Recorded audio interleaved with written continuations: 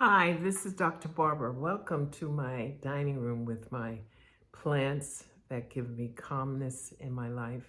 Let's talk about stress. Stress is not good. As you leave your half of life when you're living it, it can be very, very stressful at times. There are ups and downs in life like anything. But stress, learn how to manage it, ladies. Imagine you have a toolkit.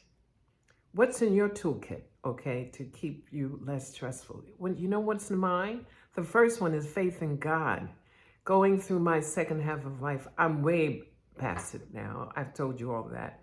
But having faith in something bigger than you, I choose to be really loving God. God loves me. That reduces stress. Second thing is to exercise. Exercise has been known to reduce the hormones that cause stress. Even if you're walking or doing aerobics, try to, and dance, because that reduces stress also. So in your imaginary toolkit, I think the third thing for me that reduces stress is having a journal to write things. And when I'm angry, I write it out. And once I write it out, I can sleep better.